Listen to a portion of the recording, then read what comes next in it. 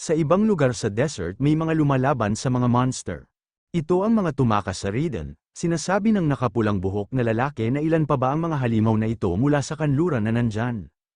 Mahirap ang lugar na ito para sa kanila na nasa level 230. Kailangan nila dito si Suron, kahit 100 ang kanilang pinakamalakas na miyembro mula sa kanilang guild, ang Golden Guild, ay nakaligtas. Hindi nila nakita si Greed dahil tinalo sila ng mga magsasaka na yan. Parang walang nangyari sa pagpunta nila sa lugar na yan. Sinasabi ng mataba na bumaba ng husto ang bilis ng paggalaw nila. Hindi niya ba naisip na may humahabol sa kanila? Sinasabi ng nakapulang buhok na lalaki na tinitignan niya ang kanilang mga stragglers, at hindi naman ata sila hinahabol. Hindi nila kailangang mag-alala, sa tingin niya, nagulat sila na may umatake sa kanila at nagtataka sila kung saan nanggaling ang apoy na ito. May dumating at napapamura ito at sinasabi nito na umatras na ba sila pagkatapos nilang wasakin ang Raiden. Sila Vantner, Ton, at Heroi pala ang dumating at sinasabi ni Vantner na kaya ang layunin nila para sa lungsod habang siya, ang isa na sumulong sa hindi magagapi na uri ng kuta, ay malayo dito. Ang lakas ng loob nila na invade ang kanilang city. Nakaramdam ng takot ang mga Abnoy at sinasabi nila na si Vantner, ang first place sa Guardian Knight rankings. Sumisigaw at sinasabi nila na sandali lang, ang Raiden ay maayos lang. Nagkakamali sila, hindi nila na-destroy ang kanilang city, ang lahat ng pumasok sa guild ay tumakas na ngayon, dahil tinalo sila ng kanilang mga magsasaka. Galit na galit si Kalbo at sinasabi nito na sino ang maniniwala sa mga Abnoy na kagaya nila. Tumahimik na lang siya at mamatay, sinasabi ng mga Abnoy na hindi sila pinapaniwalaan, ngunit hindi ito makakatulong, kailangan nilang subukan convince si Heroi. Siya ang pinakamagaling na kaisipan, sinasabi ng isang Abnoy na Mr. Heroi, iligtas niya sila. Maayos talaga ang Raiden, nagsisisi sila sa kanilang mga ginawa. Nagmamakaawa sila na pakalmeyin nila ang kanyang mga kasama na dalawa. Sinasabi ni Heroi na umaasa siya sa kanilang mga magulang. Mabuhay ng mahaba at kasiya siyang buhay, tumataas ang mga level ng mga Abnoy sa pagharap sa mga monster sa paligid. Sinasabi ng isang Abnoy na ang lugar na ito ay ang pinakamaganda talagang hunting ground. Kaya pala ang bilis lumakas ng Overgeared Guild, parang sayang lang dumaan sa lugar na ito. Sinasabi ni Hao na mag-march lang sila ng mabilis, huwag na silang makikipaglaban. Ang mga miyembro ng guild na pinili at pinalakas niya. Lahat sila ay may average na level na 253, lubos na pinalakas na mga taktika ng team na kapantay ng lakas sa mga ginagamit ng militar. Ang namumuno sa maliit na guild ng Hades Guild, ang personal na nag-cultivate ng kakayahan sa pakikipaglaban ng mga miyembro nito. Hao, ika-16 na sa pangkalahatang ranking, represent siya ng ilang bilyon na tao sa Chinese. Tinatawag siyang Genius of Combat, sinasabi ng nakapulang buhok na lalaki na Panginoon parang naging paranoid siya matapos makita ang magsasaka na tumalo kay Suron. Hindi siya naging sensitive at nag-alala ng ganito nung namatay si Zibel. Sinasabi ni Hao na hindi niya ito natulungan, sa magsasaka na tumalo kay Suron. Ang sky above the sky, kung sa tutuusin, hindi nila maisip at hindi talaga sila makapaniwala, at sinasabi nila na ang ibig sabihin nito na nasa panig ni Grid si Kraugle. Isa siya sa servant ni Grid, sinasabi ni Hao na sila ay nagtutulungan dahil sa ilang mga circumstances. Hindi pwede maging servant siya ni Grid, si Kraugle ang Sky. Hindi siya isang buhay na maaaring makuha, sa isip-isip ng naka-black na lalaki na hindi niya alam kung ano ang tungkol dyan. Si Grid ay pinamamahalaan at naabsorb ang Sedeca Guild, kung tutusin. Masama na ang feeling niya dito, sinasabi nito na sa anumang kaso, malapit na sila sa Empire Territory. Lahat ay magmadali, sinasabi ni Lowell na bago siya umalis. Dapat niya munang bayaran ang ginawa niya, ang lakas ng loob nila na tumapak sa teritoryo ni Duke Greed. Para dyan, bayaran nila ito ng kanilang buhay, sinasabi ng mga Abnoy na yan si Lowell. Ang pinakamalakas sa 10 rookies, bumalik na sila agad sa kanilang expedition. Sinasabi ni Lowell na siya si Mr. Hao mula sa Hades Guild. Tinanggal niya ang kanyang maskara, pinapakita niya lang na siya ay isang mayabang. Sa isip-isip ni Hao na 15 sa 28 miyembro ng Overgeared Guild. May mahigit 80 members sila, kaya may advantage sila sa mga bilang, pero kahit walang powerhouse tulad ni Jeshuka, Pan, o Riges, lahat sila ay kumpleto na ang kanilang ikatlong class advancement. Samantala, pangalawa lang silang lahat, kalidad higit sa dami. Iyan ang war logic na ginagamit ng Satisfy, obvious na ang resulta. Hindi na kailangang subukan, nag-group chat si Hao sa kanilang lahat, at sinasabi nito na makinig ng mabuti. Pipigilan niya ang lahat ng kalaban, ang iba sa kanila ay tumakas na. Sinasabi ng mga kagild niya na master hindi nila siya ibibigay sa kalaban, guildmaster. Dapat sila ang manatili dito sa ilang oras, sinasabi ni Hao na may pagkakaiba lamang ng 4 na level sa pagitan ng 11th at 50th sa pangkalahatang ranking. Kung bumaba ang kanilang level mula sa penalty of death, ang kanilang pangkalahatang ranking ay bababa ng mabigat bilang resulta. Ang ranking ay walang higit sa mga numero, mas mabuti na siya lang mag-isa ang magsakripisyo imbes na 79 sila. Babayaran niya ng buo ang pagpapahiya na natanggap nila. Pero maaari lang nilang itong gawing pagkatapos nilang makasurvive dito at maabot ang kanilang third advancement classes. Takbo na muna sila ngayon, mag-iwan ng mga bagay para mamaya. Naiintindihan ba nila? Galit na galit at sinasabi ni Ibele na sa tingin niya ba na pababayaan nila sila mga invaders na madaling makatakas ng ganyan? Naghahanda na si Hao para umatake sa mga overgeared guild. Walang species option ang Satisfy sa panahon ng character creation. Ibig sabihin nito na lahat ay nagsisimula bilang tao. Pero ang ilang mga player ay nakakapagpabago ng kanilang species sa pamamagitan ng mga tiyak na quests, Hao being one of them. Nawawala sa kanya ang majority ng kanyang pagiging tao na kasanayan pagkatapos ng kanyang pagbabago. Pero hindi problema sa kanya yan, specializes niya sa physical combat kasabay sa paggamit ng armas.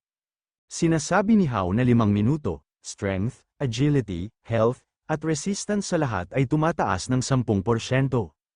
Nagkakaroon din siya ng abilities gumamit ng fire pati na rin sa paglipad, kahit na ang huli ay maaari lamang gawin sa isang hindi kumpletong paraan. Ang totoong lahi ni Hao ay half-dragon, tribe. Sinasabi ni Hao na sa loob ng 5 minuto, walang kahit isa sa kanila ang makakatawid sa linya na ito. Sa isip-isip ni Lowell na kaya niya gawing ang half-dragon mode, ang pinakamalakas na player killer sa laro. Sinasabi ni Lowell na maghiwalay-hiwalay sila, ang natitira sa kanila ay habulin ang mga tumakas. Mr. Tobin, Miss Laelia, at Mr. Zednos, mag-ingat sila kay Hao. Sinasabi ni Tobin na Terra na, gumamit si Tobin ng buff, ang God Juder Blessing. Umatake na si Hao at pinalibutan niya ng mga kadena ang shields ni Tobin. Sabay tinarget niya ang batok ni Tobin, sinasabi ni Hao na 3 tao lang. Sa tingin ba nila na kaya nila siya ng 3 tao lang? Sa isip-isip nila Elia na napakabilis niya, wala siyang panahon para mag-cast ng spell. Kailangan niyang gamitin ang spell na naipon niya sa orb niya. Gumamit sila Elia ng Wrath of the Red Witch, hindi man lang napakawala nila Elia ang kanyang spell, mabilis lang ito na counter ni Hao, at tinamaan ito. Sa isip-isip ni Zednos na natalo niya agad ang 2 ng instant. Ililigtas niya muna si Layla. Gumamit ito ng Wind Curtain. Pareho lang din ang nangyari sa kanya kay Layla, hindi man lang niya napakawalan ang kanyang spell, tinamaan na siya at sinasabi ni Hao na gamitin niya na lang ng halimbawa ang asa niya. At huwag siyang hamarang sa daan niya. Pasugod na si Ibelen at sinasabi nito na lumayo siya kay Miss Layla. Sinasabi ni Hao na hanggang saan kaya lilipad ang kanyang payat na katawan. Mga greenhorns kayo. Sa isip-isip nila Elia na ang spell ay hindi matrack, pero hindi niya akalain na kaya niya ito mula sa distance na yan. Ang kanyang pisikal na kapangyarihan ay hindi kapanipaniwala. At higit pa dyan, overwhelming ang kanyang attack power. Kung hindi dahil sa buff ni Mr. Tobin, siguradong mamamatay na siya. Sinasabi ni Hao na huwag niyang isipin na hindi darating ang kanyang turn, dahil lang na nasa likod siya. Sa isip-isip ni Zednos na wala siyang oras para mag-cast ng kanyang magic. Nabigla ito nang dumating si Tobin para ma-block ang atake ni Hao. Napapamura at sinasabi ni Tobin na subukan niyang dumaan siya sa kanya. Wala naman kahirap-hirap na patalsik si Tobin sa ginawang pag-atake ni Hao. Sa isip-isip ni Tobin na nakakakilabot, naisip niya kung saan sa kanyang shields ng pag-atake upang matiyak ang bigat ng kanyang hit. Ang lakas niya, ang mga teknik niya, sa bawat harap, kahit si Pan at Riges kaya niya. Sa isip-isip ni Lowell na hindi kapanipaniwala, di niya akalain magiging ganito siya. Kaya pala ang title niya ay Miracle of the Continent, ito ay hindi lang for show. Sinasabi ni Hao na 4 na minuto na lang ang natitira. Sinasabi ni Lowell na malayo na ang mga miyembro ng Hades Guild. Talunin muna nila si Hao, sinasabi ng naka-blue na buhok na lalaki na Lowell, kailangan niya rin lumaban. Huwag na muna siyang magpadala ng mga mensahe ngayon. Sinasabi ni Lowell na oo, tapos na siya, panahon na para sumali siya. Sila ang matatalo kung tatagal siya ng 5 minuto. Nasa lower end ang battle prowess ng Overgeared Guild members na kasalukuyang nandito. Pero yun lang kapag nagkukumpara sa mga nasa guild. Individually, top rankers silang lahat, pero walang pushover si Hao. Matalino siya para gamitin ang Flame Explosion ng Half-Dragon Tribe para guluhin ang kanilang line of sight habang ginagamit din ang kanyang flight capabilities upang iwasan ang fatal skills na naglalayon sa kanyang paraan. Nagbibigay siya sa paggamit ng bawat isang advantage na nakuha niya mula sa kanyang transformation. Higit pa rito, ang kanyang mahusay na pagkontrol sa kanyang 3 steel chain ay nagbibigay daan sa kanya ng tuloy-tuloy at tiyak na ihinto ang lahat sa kanilang mga track. Halos gusto niyang purihin siya sa paraan ng paggamit niya ng kanyang skill at kagalingan ng buong buo. Sinasabi ni Hao na hindi siya papayag kahit isa sa inyo. Sa isip-isip ni Lowell na kapangyarihan, paghuhukom sa panahon ng labanan. Ang mga tactics, at kahit isang willingness na ialay ang kanyang sarili. Iyan ang mahirap makita kahit sa Overgeared Guild. Karapat-dapat siyang makuha sa Overgeared Guild, napaluhod na ito at naubos na ang kanyang 5 minuto, at sinasabi ni Hao na totoo yung rumors, na malalakas sila, pero mas malakas siya, lumipas na ang 5 minuto at 3 segundo, nakatakas na dapat ang mga kasama niya, kontento na siya dyan, patayin na nila siya. Sa isip-isip ni Lowell na talagang napatigil niya ang 15 na tao na tinuruan ni Mr. Piaro, kahit laban kay Mr. Pun at Mr. Regis, 3 minuto ang limit para sa kanila. Ngunit marahil ay magagawa nilang patayin ang kalahati sa kanila bago sila matalo, ngunit kahit na kahanga-hanga ang kanyang individual, na-block niya ang lahat ng kanilang pag-atake gamit ang kanyang mga chain technique. Ang katotohanan na marami silang naging disadvantage. Wala siyang choice kundi aminin ang kanilang pagkatalo sa combat. Pero ibang kwento ang tactics, sinasabi ni Lowell na dyan siya nagkamali. Ang kanyang mga miyembro ng guild ay nabigo na tumakas. Sinasabi ni Hao na huwag siyang magulat ng kasinungalingan kung wala siyang makukuha dito. Sinasabi ni Lowell na bakit hindi siya magpadala ng mensahe sa kanilang guild. Kasing linaw ng araw kung aling ruta ng pagtakas ang tatahakin nila ang pinakamaikling distansya sa pagitan nila at teritoryo ng imperyo. Sa kasalukuyan, lahat ng kanyang mga miyembro ng guild ay nakaupo sa western border sa pagitan ng Ethnal at ng Empire. Ibinigay niya ang utos na ituloy sila sa advance group, dahil sa swerte, natapos lang ang kanilang laban sa Golden Guild. Nakaregroup din sila sa scouting group na natapos din ng Ice Flower Guild. Sinasabi ni Heroy na ang kanyang mga ninuno ay walang iba kundi single-celled amoeba. Galit na galit si Vantner at tinatanong ni Kalbo na bakit ang haba ng kanyang buhok. At batid ni Lowell na alam niya na ang second advancement users ay no match for third advancement, kahit ilan pa sila. Napapamura at sa isip-isip ni Hao na kung alam niya lang na matatalo sila, dapat sinubukang niya makatalo ng kahit sino sa kanila. Sinasabi ni Lowell na gusto niyang mag-propose sa kanya. May intention ba siya na maglingkod kay Duke Grade? Nagulat ito at may pagkayabang na tunog at sinasabi nito na malfunction ba ang ears niya?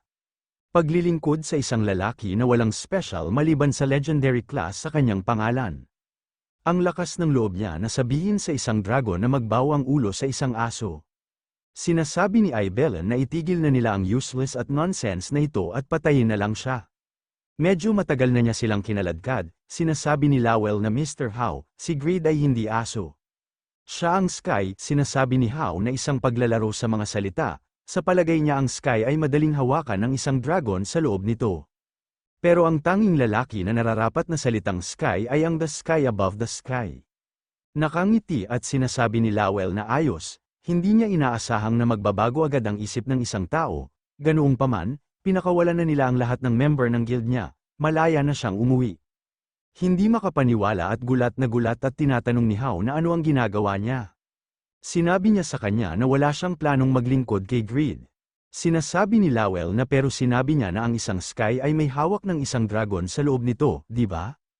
At syempre, isa lang ang Sky, pagmasdan niya kung ano si Mr. Greed, at kung ano ang ginagawa niya mula ngayon.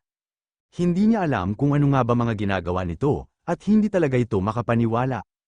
Ang mga taong ito ay mga passionate at fantastic, si Greed ba ay totoong sinasambang leader o isang bagay lang? Hindi siya makapaniwala na kailangan siyang mag-observe ng isang aso. Sige, babantayan ko siya, sinasabi ni Ibellen na nabaliw na ba siya, Lowell? Bakit niya sila pinabayaan ng scot-free? Sila yung nag-invade sa kanila ng walang magandang dahilan. Sinasabi ni Lowell na si Mr. Roy ay nagpadala sa kanya ng mensahe na nagsasabi na ang Ridden ay ligtas, Ibellen. Imbes na mag-focus sa ilang sama ng loob, kailangan nilang mag-focus sa pangmatagalang mga benepisyo, sinasabi ni Ibellen na. At anong mangyayari kung makikita nila sila na mag-pushover? Susubukin ba nila na muling invade ang Ridden? Sinasabi ni Lowell na hindi yan mangyayari, kapag tumawid sila sa border kahit sino man sa kanila, kahit isang buti lamang ng buhangi, ito na ang araw na papatayin nila silang lahat at sisirain ang kanilang mga base sa lupa.